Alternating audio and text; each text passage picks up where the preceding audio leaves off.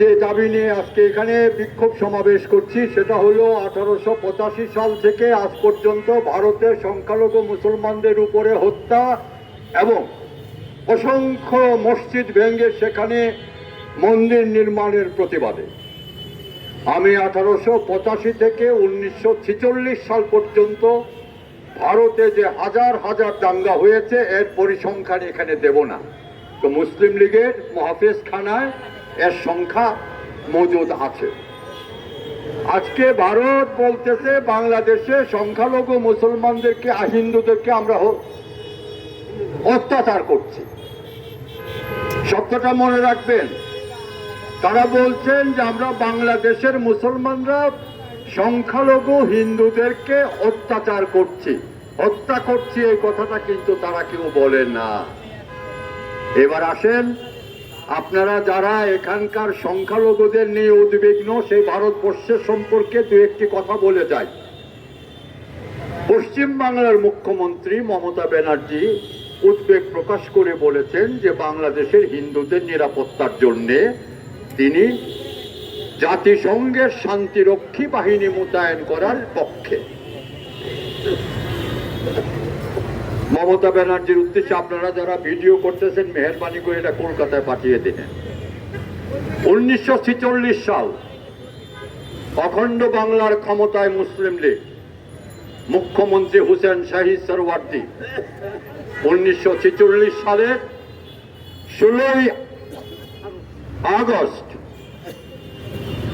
কলকাতার গড়ের মাঠে মুসলিম লীগের জনসভা অখণ্ড স্বাধীন বাংলার দাবিতে। মুসলিম লীগ অখণ্ড স্বাধীন বাংলা চেয়েছিল। সেই অখণ্ড বাংলার দাবিতে 1946 সালের 16 আগস্ট কলকাতায় জনসভা ছিল। জনসভা শেষে মুসলমানরা যখন বাড়ি ফিরছিল তখন কংগ্রেস আর হিন্দু মহাসভার নেতা কর্মীরা মুসলমানদের উপর আক্রমণ করলো, নির্বিচারে হত্যা করতে শুরু করলো। 3 দিন ব্যাপী তারা মুসলমানদেরকে হত্যা করেছে। এর সংখ্যা ছিল 10,000। কলকাতা থেকে প্রকাশিত স্টেটসম্যান পত্রিকার সম্পাদক আইএন স্টিফেন তিনি তার গ্রন্থ পাকিস্তান নামে একটি গ্রন্থে উল্লেখ করেছেন যে 3 দিনে কলকাতায় 10,000 মুসলমানকে হত্যা করা হয়েছিল এবং এটাকে তিনি গ্রেট ক্যালকাটা কিলিং বলেছেন। এই যে মমতা ব্যানার্জির পূর্বপুরুষ এই ক্যালকাটা কিলিং এর সঙ্গে জড়িত ছিলেন। এর 15 দিন পরে বিহারে তারা দাঙ্গা বাঁধিয়ে প্রায় 10,000 মুসলমানকে হত্যা করেছে। এটা হলো 1946 সাল। এই দুটি হত্যাকাণ্ডের পর আমার আপনার পূর্বপুরুষেরা সিদ্ধান্ত নিল ভারতকে বিভক্ত করে মুসলমানদের জন্য একটা স্বাধীন রাষ্ট্র তৈরি করতে হবে। অতএব 1947 সালে আমার আপনার পূর্বপুরুষরা ব্রিটিশ ভারতকে ভাগ করে ওইদিকে করলেন পশ্চিম পাকিস্তান, এখানে করলেন পূর্ব পাকিস্তান। আরো বলে দেই, 2001 সাল নরেন্দ্র মোদী তখন মুখ্যমন্ত্রী গুজরাটের 2000 মুসলিম নরনারী ও শিশুকে হত্যা করা হয়েছে 3 দিনে।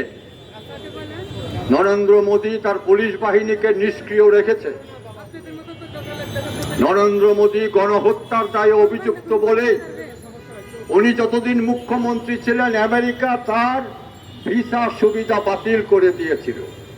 তিনি আন্তর্জাতিকভাবে স্বীকৃত একজন গণহত্যাকারী এবং মুসলিম হত্যাকারী। এবার আসেন, আমাদের সাবেক প্রধানমন্ত্রী বাংলাদেশ থেকে পালিয়ে গেছেন। এই দেশে সমস্ত জনতা অভিযোগ করছেন যে তিনি এই আন্দোলন ঠেকাবার জন্য হাজার হাজার ছাত্র জনতাকে হত্যা করেছেন। তাকে গণহত্যাকারী হিসাবে তার বিরুদ্ধে মামলা এসছে। ফলাফল কি হবে সেটা জানি না, কিন্তু রায় না হওয়া পর্যন্ত তিনি গণহত্যাকারী হিসাবে চিহ্নিত হয়ে আছেন। সুতরাং বাংলাদেশের এক গণহত্যাকারী ভারতের আরেক গণহত্যাকারীর কাছে গিয়ে আশ্রয় নিয়েছে। চোরে চোরে মাসতুতো ভাই একেই বলে। তা আপনারা বলেন আমরা বাংলাদেশে হিন্দু ভাইদের উপর অত্যাচার করছি? আর একটা প্রমাণ দেন না, আমরা তো ভরে ভরে প্রমাণ দিতে পারবো। যারা কলকাতায় বসে বাংলাদেশের মুসলমানদের উপরে এই অভিযোগ উত্থাপন করছেন, একটা প্রমাণ দেন যে ধর্ম বিশ্বাসের পার্থক্যের কারণে আমরা বাংলাদেশে 1947 সাল থেকে আজ পর্যন্ত একজন হিন্দুকে হত্যা করেছি। প্রমাণ দেন। ধর্ম বিশ্বাসের ভিন্নতার কারণে, আর ধর্ম বিশ্বাসের ভিন্নতার কারণে ভারতে আপনারা কত হাজার কত লক্ষ মুসলমানকে নির্মমভাবে হত্যা করছেন। আপনাদের দেবতা নাকি গরু। মুসলমানরা ভারতে কোরবানি করলে আপনারা তাকে পিটিয়ে হত্যা করেন। মুসলমানরা গরুর গোশত খাচ্ছে, এই অভিযোগে তাদেরকে উত্তরপ্রদেশে প্রতি বছর পিটাচ্ছেন, হত্যা করছেন প্রকাশ্যে। হত্যাকারীর কোনো বিচার হয় না।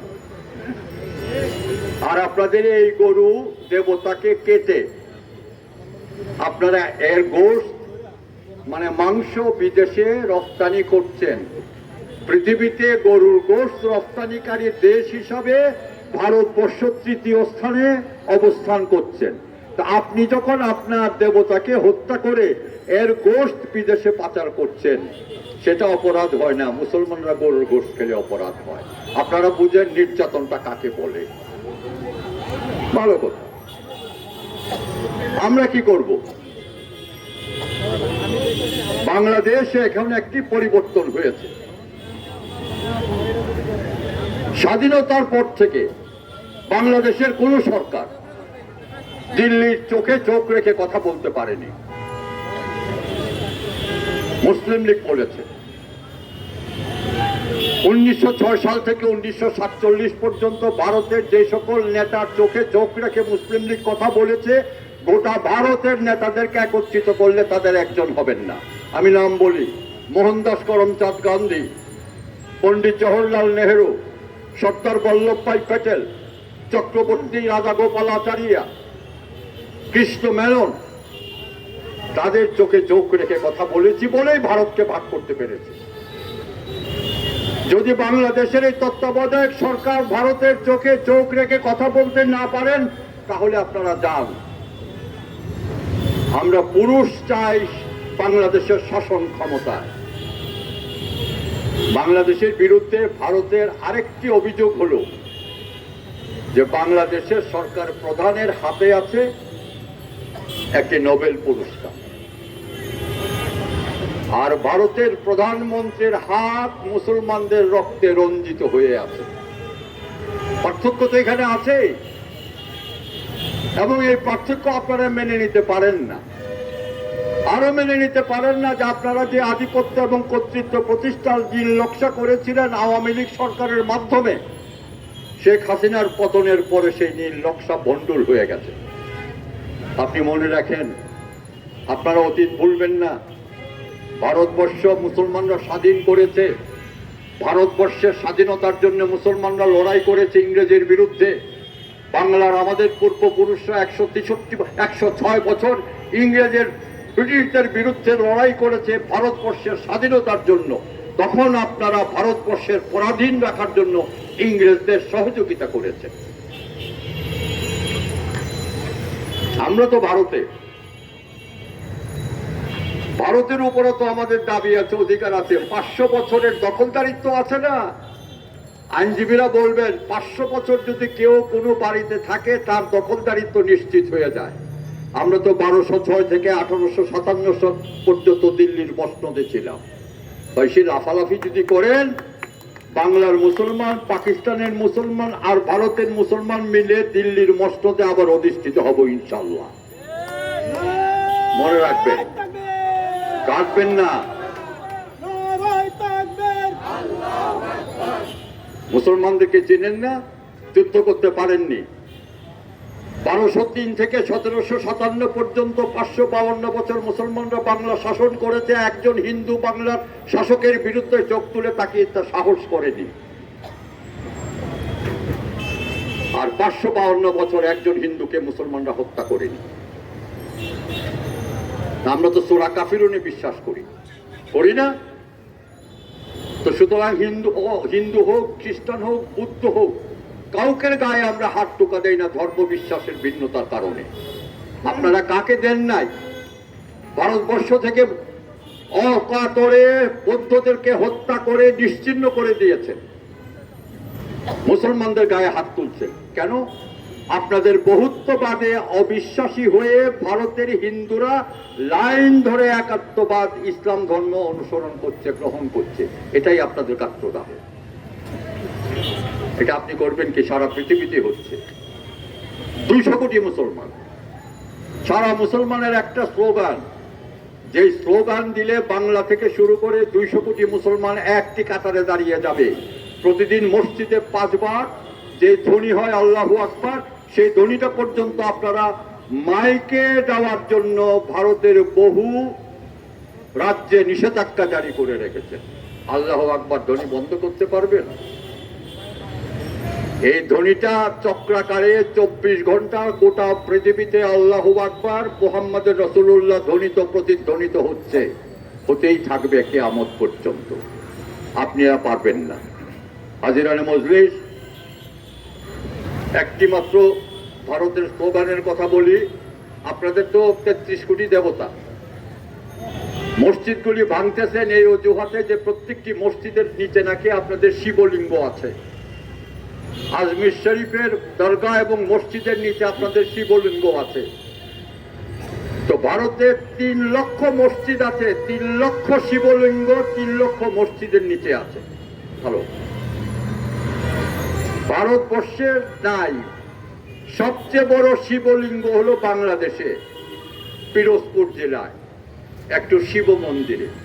জানেন এই শিবলিঙ্গের ওজন কত? 25 মণ। এই শিবলিঙ্গটা নিয়ে যান, 25 মণ শিবলিঙ্গর পূজা করেন। আপনাদের হিন্দু সমাজের কুমারী মেয়েরা শিবলিঙ্গের পূজা করেন আপনারা? কয়টা লিঙ্গ আপনারা খুঁজে পাবেন? বন্ধ করেন। আমরা আক্রমণ করতে চাই না। ভারতবর্ষের 1 ইঞ্চি জমিও আমাদের প্রয়োজন নেই। আল্লাহ আমাদেরকে যা দিয়েছেন তাতেই আমরা সন্তুষ্ট। যদি লড়াই করতে চান, মুসলমান পিছায় না, পিঠ প্রদর্শন করে না। পৃথিবীতে 1500 বছরের ইতিহাসে নেই 3 গুণ বেশি সৈন্যের বিরুদ্ধে লড়াই করে মুসলমানরা বিজয়ী হয়েছে শত শত যুদ্ধে। পৃথিবীতে সবচেয়ে বড় সাম্রাজ্য মুসলমানরা প্রতিষ্ঠা করেছে, আব্বাসীয় সাম্রাজ্য, উমাইয়া সাম্রাজ্য। করেন কি আপনি? বুঝান না কেন? হযরতে মজলিস, যদি ভারত আসতে চায় বাংলাদেশের বিরুদ্ধে যুদ্ধ করতে, তাহলে একজন মুসলমানের বিরুদ্ধে 3 জন হিন্দু আসতে হবে। এইটুকু বলছি কারণ নারায়ে তাকবীর আল্লাহু আকবার ধ্বনি আপনাদের হৃদয়ে কম্পন সৃষ্টি করেছে 1206 সাল থেকে আজকে পর্যন্ত। আসুন, আজকে যারা আমরা বিশ্বাস করি আল্লাহ সর্বশ্রেষ্ঠ, আল্লাহর উপরে আর কোনো শক্তি নাই, তিনি এক এবং অভিন্ন, তার নামে আমরা নারা ধরি, নারায়ে তাকবীর, নারায়ে তাকবীর, নারায়ে তাকবীর। বাংলাদেশ জিন্দাবাদ। নাসরুম মিনাল্লাহি ওয়া ফাতিহুন কারীব। আল্লাহ হাফেজ।